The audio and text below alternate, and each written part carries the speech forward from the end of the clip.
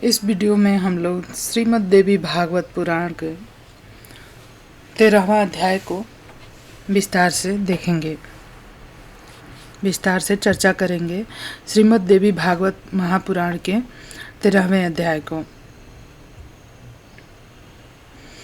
यहाँ पर राजा पुरूरवा और उर्वशी की कथा बताई गई है। श्री सूत जी बोले, सुद्युम्न ने दिवंगत हो जाने पर प्रजानुरंजन में तत्पर गुणी और सुंदर महाराज पुरूरवा राज्य करने लगे।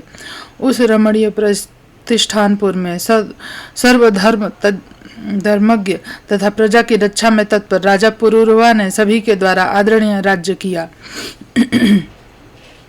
उनकी राज्य मंत्रणा अच्छी तरह से गुप्त रहती थी और उन्हें दूसरे राज्य की मंत्रणाओं का भली भांति ज्ञान रहता था। उनमें सर्वदा उत्साह शक्ति एवं उत्तम प्रभु शक्ति विद्यमान थी। साम दाम दंड भेद ये चारों नीतियां उन राजा के भसीभूत थीं। वे चारों वर्णों आश्रमों के लोगों से अपने अपने धर्मों का आचरण कराते हुए राज्य का शासन कार्य करते थे।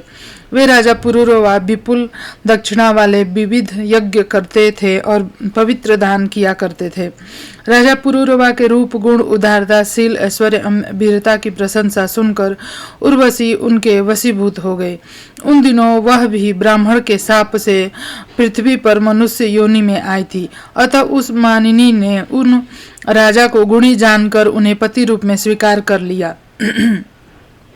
वह वीरांगना इस प्रकार की शर्त रखकर वहीं रहने लगी, हे राजन, ये दोनों भेड़ के बच्चे मैं आपके पास धरोहर के रूप में रखती हूँ। हे मानद, आप इनकी रक्षा करें। हे नृप, मैं केवल घी ही खाऊंगी और कुछ नहीं। हे महाराज, सहवास के अतिरिक्त किसी दूसरे समय में मैं आपको कभी वस्त्रविहीन अवस्था में न देखूं। हे राजन, यदि आप इन कही गई शर्तों का भंग करेंगे तो मैं उसी समय आपको छोड़कर चली जाऊंगी। यह मैं सत्य कह रही हूँ। उस समय इस प्रकार उस कामनी उर्वशी ने जो कहा था उसे राजा ने स्वीकार कर लिया और उर्वशी शाप से उद्धार पाने की इच्छा से राजा पुरूरवा प्रतिज्ञाबद्ध करके वहां रहने लगी। उर्वशी के द्वारा मुग्ध किए गए राजा सब धर्म कर्म त्याग कर अनेक वर्षों तक भोग विलास में पड़े रहे। उस पर आसक्त मन वाले वे सदा उसी का चिंतन करते रहते थे और उस पर अत्यधिक मोहित होने के कारण एक क्षण भी उस उर्वशी के बिना नहीं रह सकते थे। इस प्रकार जब बहुत वर्ष बीत गए तब देवलोक में इंद्र ने अपनी सभा में उर्वशी को अनुपस्थित देखकर गंधर्वों से पूछकर कहा, हे गंधर्वगण, तुम सब लोग वहां जाओ और प्रतिज्ञाबद्ध राजा के घर से भेड़ों को चुरा कर उर्वशी को ले आओ, क्योंकि उर्वशी के बिना मुझे यहाँ स्थान अच्छा नहीं लगता। अतः जिस किसी भी उपाय से उस कमनीय को तुम लोग लाओ। तब इंद्र के ऐसा कहने पर विश्ववसु आदि प्रधान गंधर्वों ने वहां से जाकर रात्रि के घोर अंधकार में राजा पुरूरवा को विहार करते देख उन दोनों भेड़ों को चुरा लिया। तब आकाश मार्ग से जाते हुए चुराए गए वे दोनों भेड़ जोर से चिल्लाने लगे। अपने पुत्र के समान पाले हुए भेड़ों का क्रंदन सुनते ही उर्वशी ने क्रोधित होकर राजा पुरूरवा से कहा, हे राजन, मैं आपके सम्मुख जो पहली शर्त रखी थी वह टूट गई।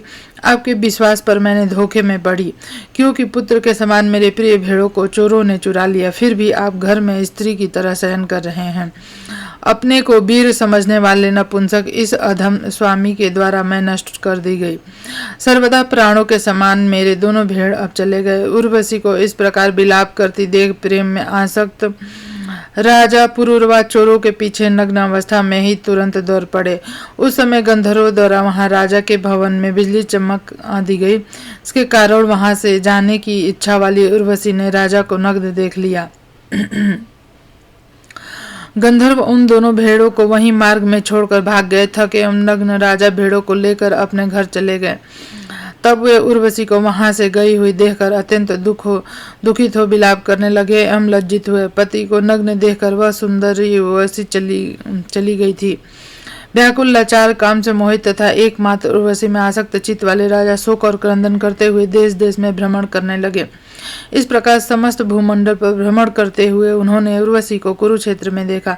उसे देखते ही प्रसन्न मुख वाले नृपश्रेष्ठ राजा पुरुरवा ने मधुर वाणी में कहा, है प्रिय ठहरो ठहरो, हे कठोर हृदय, मैं अब भी तुम पर आसक्त हूँ, मैं तुम्हारे बस में हूँ, अतः मुझ निरापराधी पति को तुम मत छोड़ो। हे देवी, जिस शरीर से तुमने इतना प्रेम किया, जिससे तुमने यहाँ तक खींच लिया, वह शरीर आज यहीं गिर जाएगा। सुंदरी, तुम्हारे द्वारा आज तक ये देह भी भेड़िए और कौवे खा जाएंगे। इस प्रकार विलाप करते हुए दुखी, खिन्न और थके का मातुर अत्यंत लाचार राजा पुरुरवा से उर्वशी कहने लगी।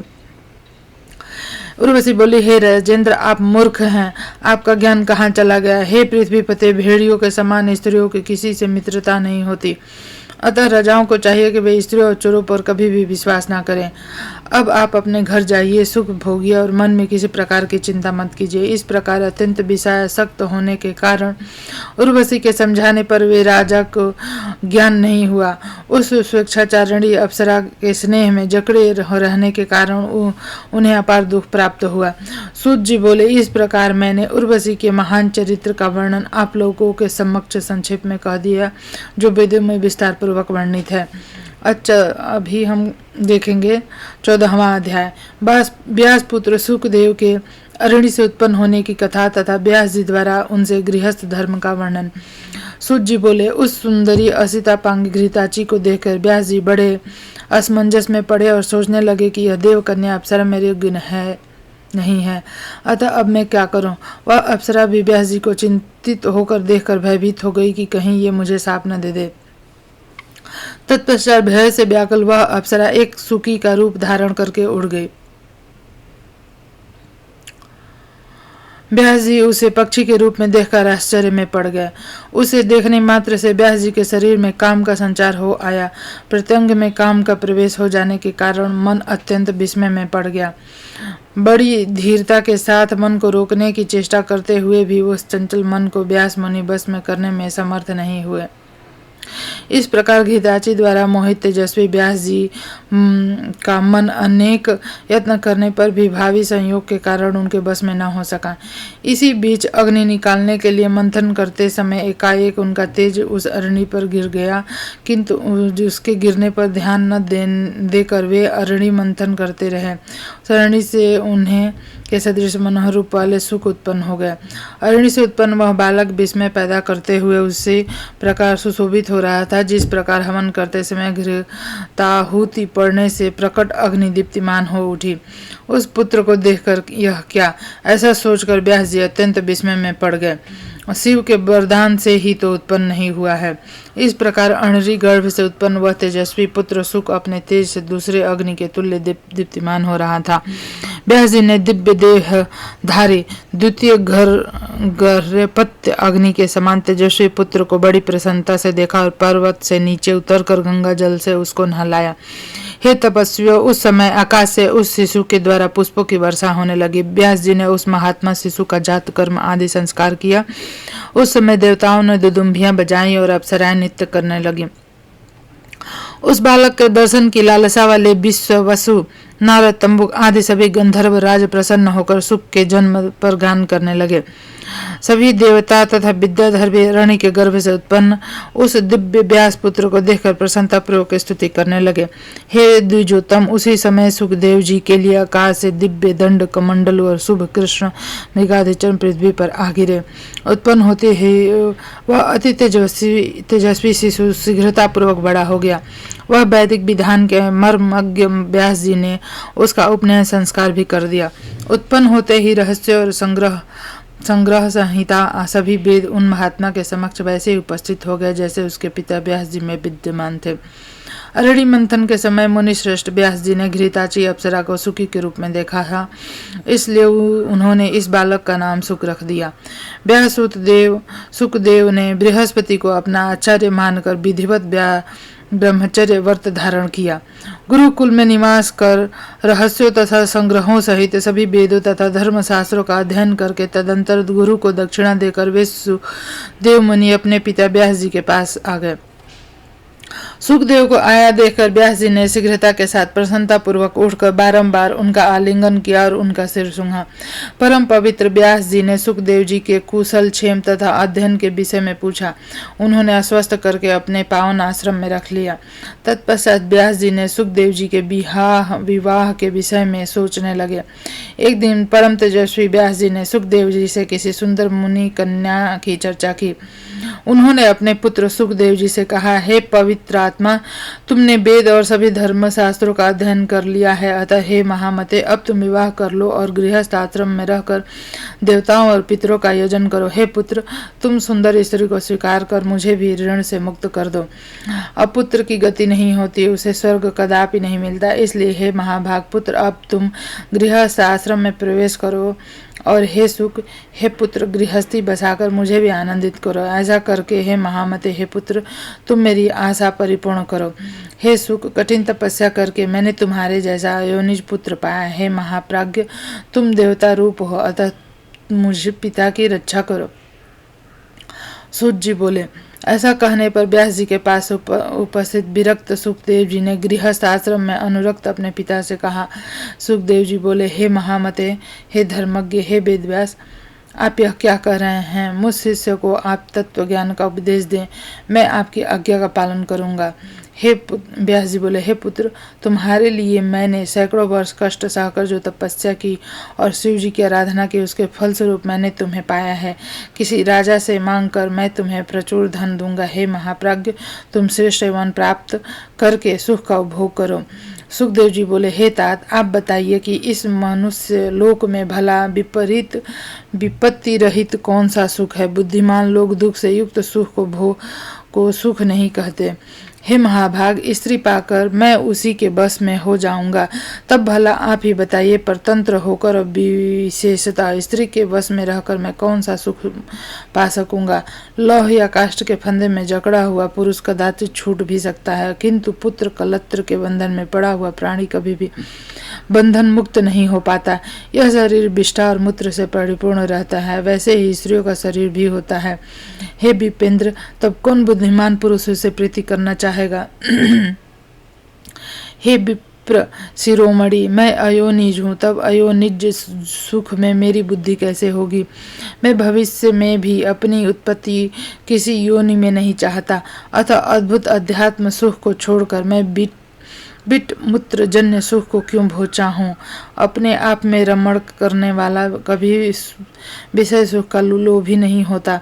मैं सांगोपान वेदों का अध्ययन किया और जाना कि ये हिंसामय हैं और कर्म मार्ग के प्रवर्तक हैं। मुझे गुरु रूप में बृहस्पति प्राप्त हुए, वे भी गृहस्थी के सागर में डूबे हुए हैं।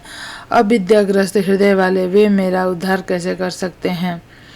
जैसे कोई रोगग्रस्त वैद्य दूसरे के रोग की चिकित्सा करता हो उसी प्रकार मोक्षार्थी के गुरु गृहस्थ हैं। यह विडंबना ही है, इसलिए ऐसे गुरु को नमस्कार करके मैं आपके पास आया हूँ।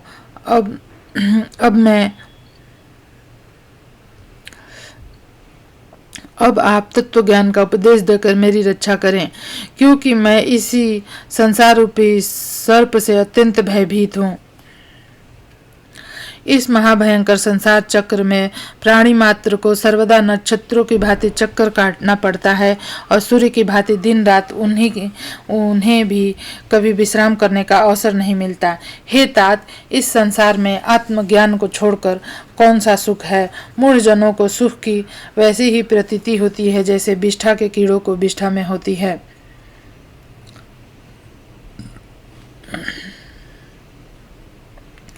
वेद शास्त्रों को पढ़कर भी जो संसारी सुख में फंसे रहते हैं, भला उनसे बड़ा मूर्ख और कौन होगा?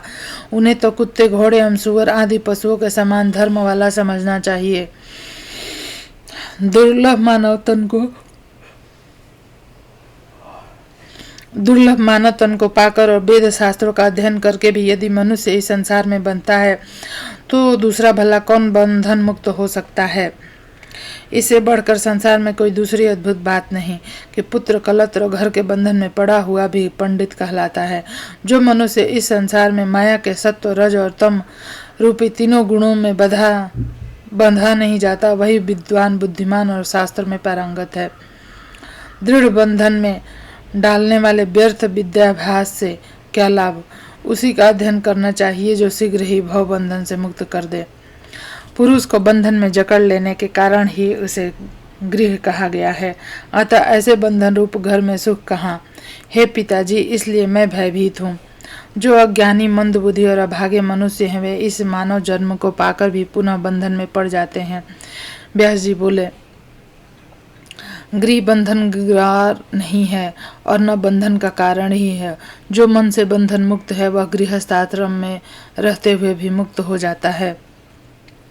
जो न्याय मार्ग से धनोपार्जन करता है, शास्त्रोक्त कर्मों का विधिवत संपादन करता है, प्रीति श्राद्ध आदि यज्ञ करता है, सर्वदा सत्य बोलता है और पवित्र रहता है, वह गृह में रहते हुए भी मुक्त हो जाता है। ब्रह्मचारी, सन्यासी, वानप्रस्थी, व्रतोपवास करने वाले ये सब मनुष्य मध्योपरांत काल में गृहस्थ के पास ही जाते हैं। वे धार्मिक गृहस्थ कार्य के साथ मधुर वचनों द्वारा सबका सत्कार करते एवं आनंद दान से उन्हें उपकृत करते हैं। गृहस्थ आश्रम से बढ़कर कोई दूसरा आश्रम देखा या सुना नहीं गया। वशिष्ठ आदि आचार्यों और ज्ञानी तत्वज्ञानियों ने इसका आश्रय ग्रहण किया है। हे महाभारत, वेदोक्त कर्म करने वाले गृहस्थ के लिए क्या आश्रम रह जाता है? वह स्वर्ग, मोक्ष अथवा उत्तम कुल में जन्म जो कुछ भी चाहता है वह हो जाता है।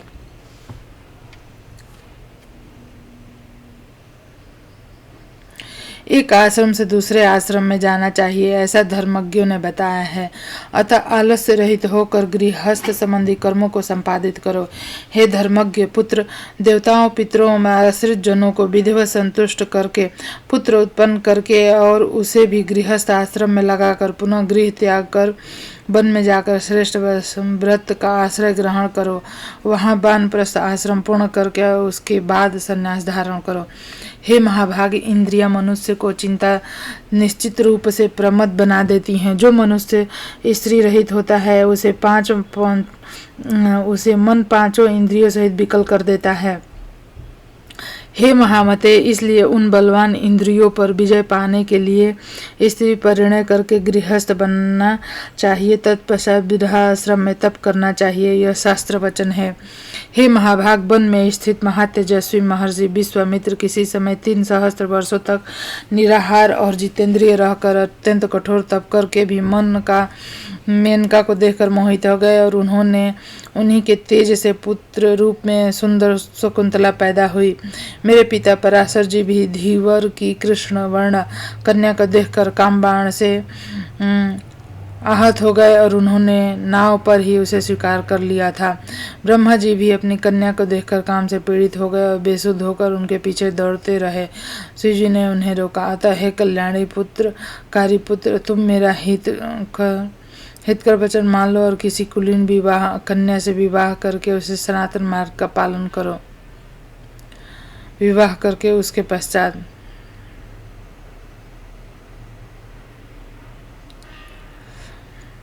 15वां अध्याय। श्रीमद् देवी भागवत महापुराण का 15वां अध्याय। सुखदेव जी का विवाह के लिए अस्वीकार करना और व्यास जी का उन्हें श्रीमद् देवी भागवत पढ़ने के लिए कहना।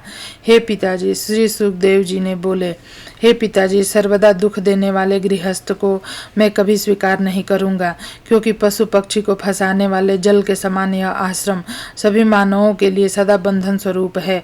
हे तात, धन धान्य की चिंता में व्याकुल लोगों के लिए सुख कहाँ दिखाई पड़ता है। निर्धन और लोभ के वशीभूत मनुष्य अपने ही परिवारजनों द्वारा सर्वदा कष्ट पाते रहते हैं। इंद्र भी वैसे सुखी नहीं रहते जैसे एक सुखी निष्प्रिय भिक्षुक रहता है। तब भला इस संसार में तीनों लोगों का वैभव पाकर भी दूसरा कौन सुखी रह सकता है। किसी तपस्वी को तप करते हुए देखकर स्वर्गलोक के स्वामी इंद्र भी चिंतित हो उठते हैं और उसके तप में अनेक प्रकार के विघ्न करने लगते हैं। ब्रह्मा भी सुखी नहीं और मनोरमा लक्ष्मी को पाकर विष्णु भी सुखी नहीं। उन्हें भी दैत्यों के साथ युद्ध के द्वारा निरंतर कष्ट सहन करने पड़ते हैं। उन्हें ऐश्वर्यशाली रमापति विष्णु को भी अनेक प्रयत्न करने पड़ते हैं और कठोर तपस्या करनी पड़ती है। किसको बहुत सुख है? भगवान शंकर भी सदैव दुखी रहते हैं, ऐसा मैं जानता हूँ, क्योंकि वे सदैव तपस्या करते हुए भी दैत्यों से युद्ध करते रहते हैं। हे तात, जब दानव होते हुए भी लोभी मनुष्य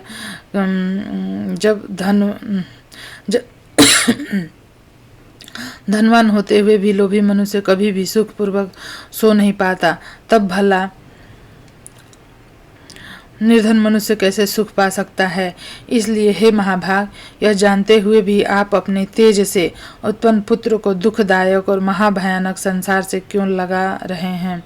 हे पिताजी, जहाँ जन्म में दुख, बुढ़ापे में दुख और मरण में दुख और पुनः विष्ठा और मूत्र से भरे हुए गर्भ में दुख सहन करना पड़ता है, उसे भी अधिक दुख तृष्णा और लोभ से उत्पन्न होता है। हे मानव, मरने से भी अधिक दुख मांगने में होता है। ब्राह्मण प्रतिग्रहण द्वारा धन प्राप्त करते हैं और वे बुद्धि बल का प्रयोग नहीं करते। दूसरे के भरोसे पर रहना परम दुखकारक है और यह निर्दिष्ट मृत्यु के समान होता है।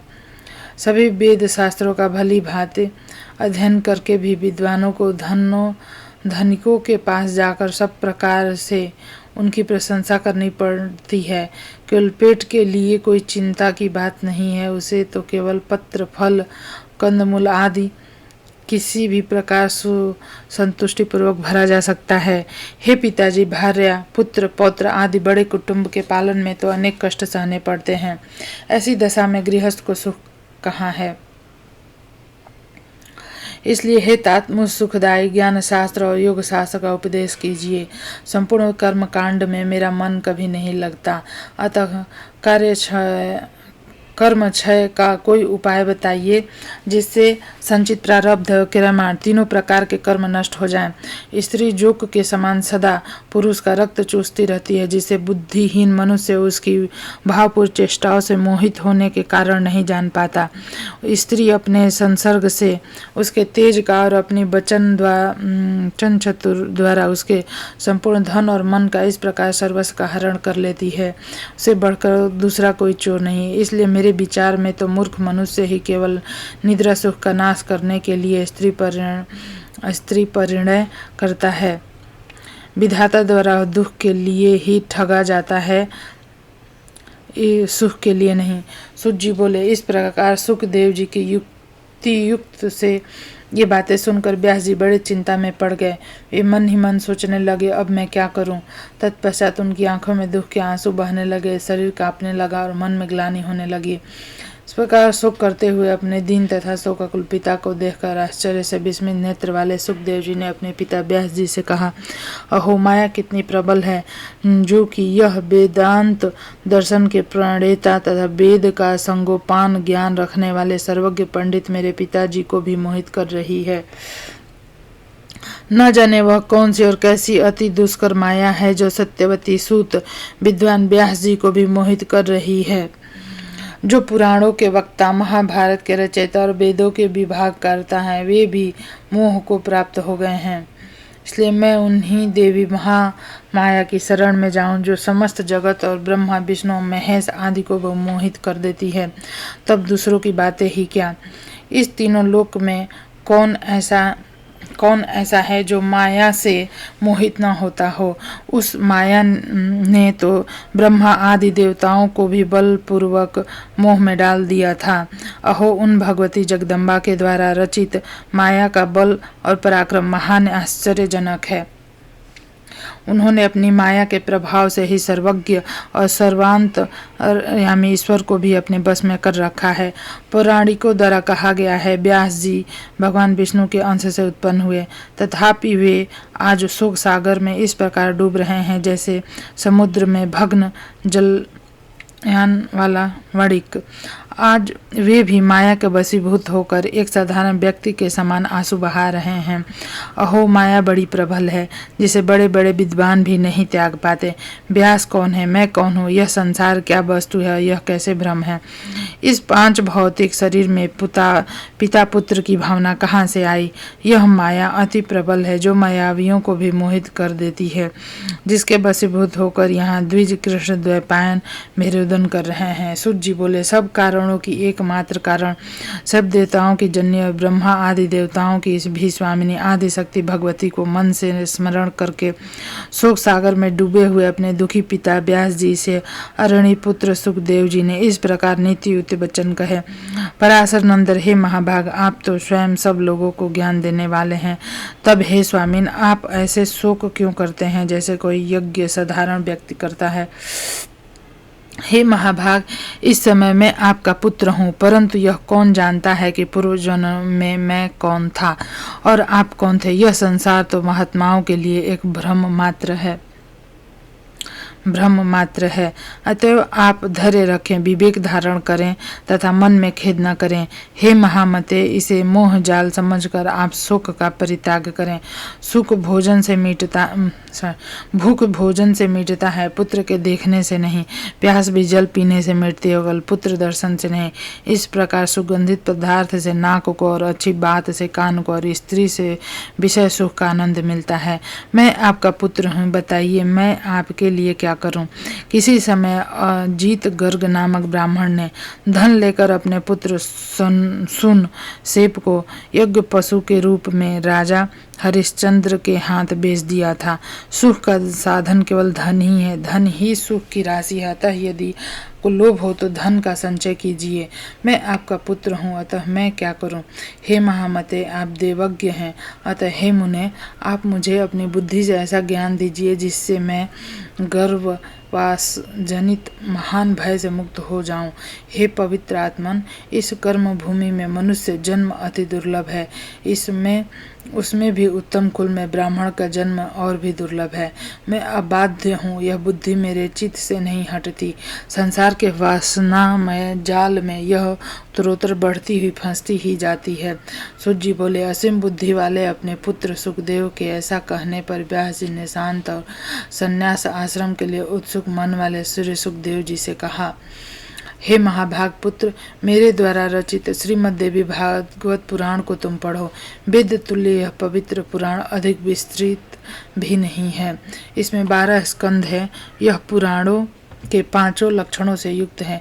मेरे विचार में यह पुराण सभी पुराणों का आभूषण है। हे महामते, जिस भागवत के सुनने मात्र से सत और असत वस्तुओं का यथार्थ ज्ञान हो जाता है, उसे तुम पढ़ो। वट पत्र पर शयन करते हुए बाल रूप धारी भगवान विष्णु वहाँ सोच रहे थे कि किस चिदात्मा ने किस प्रयोजन से तथा किस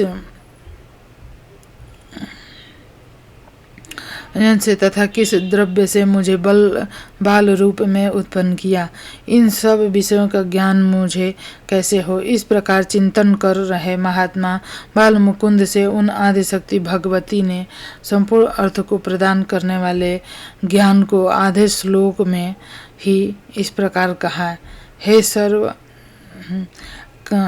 सर्व खलविद मेवाहम नान्यादस्ति सनातनम, अर्थात यह सब कुछ मैं ही हूँ, दूसरा कोई भी सनातन नहीं है। यह बात पहले भी भगवान विष्णु के हृदय में उत्पन्न हुई थी, इसलिए अब वे सोचने लगे कि इस सत्य वचन का उदाहरण किसने किया। इस कहने वाले को मैं कैसे जानूं।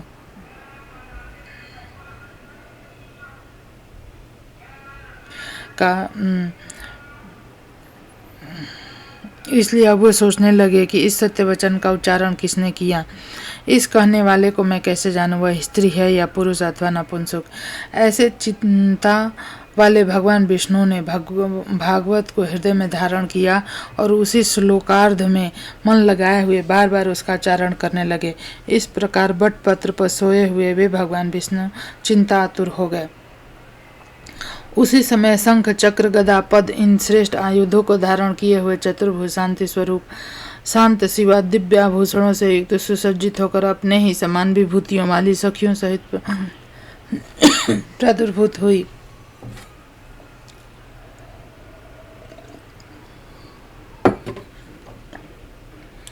वे सुंदर मुख वाली भगवती महालक्ष्मी परम तेजस्वी भगवान विष्णु के समक्ष मंद मंद मुस्कुराती हुई प्रकट हुई। सूत जी बोले, उस अपार प्रलय सागर में बिना अवलंब के स्थित मनोरम रूप वाली उन दिव्य देवी को देखकर कमल नयन भगवान विष्णु बड़े ही विस्मय में पड़ गए। वहाँ रति, भूति, बुद्धि, मति, कीर्ति, स्मृति, धृति, श्रद्धा, मेधा, स्वाहा, स्वधा, स्वाहा, शुद्धा, निद्रा, दया, गति, तुष्टि, पुष्टि, क्षमा, लज्जा, जृंभा, तंद्रा, ये शक्तियाँ अलग अलग रूप में उन महादेवी के समीप सभी और खड़ी थीं। वे सभी श्रेष्ठ आयुध धारण किए हुए थीं, नाना प्रकार के आभूषणों से विभूषित थीं तथा उनके हृदय पर मंदार की मालाएं और मोतियों के हार सुशोभित हो रहे थे। उन भगवती महालक्ष्मी तथा उनकी सभी अन्य सखियों को प्रलय सागर के जल में उपस्थित देखकर भगवान विष्णु के मन में बड़ा विस्मय हुआ। इस प्रकार भगवती की माया देखकर अति चकित सर्वमात्मा भगवान विष्णु सोचने लगे, हे देवियां कहाँ से आ गईं? मैं बट वृक्ष के पत्ते पर कैसे आ गया? इस एकावर्ण महासागर में बट वृक्ष कहाँ से उत्पन्न हो गया, जिसके द्वारा मैं सुंदर स्वरूप वाला बालक बनकर उस पर स्थित हो गया हूँ? ये मेरी माता तो नहीं, अथवा यह कोई दुर्घट माया है। किसने और किस कारण से मुझे इस समय दर्शन दिए हैं? अब मैं इस विषय को क्या कहूँ? मैं यहाँ से कहीं चला जाऊँ अथवा मौन धारण करके सभी बाल स्वभाव से सावधान होकर, सभी बाल कार्य से सावधान होकर, बाल भाव से सावधान होकर यहीं स्थित रहूं। तो यह जो है वीडियो आपको कैसा लगा ज़रूर से कमेंट करके बताइए और चैनल को जो है सब्सक्राइब करिए, वीडियो को लाइक करिए और शेयर करिए दोस्तों में। धन्यवाद। आगे का जो है 16वां अध्याय इसको हम अगले वीडियो में करेंगे।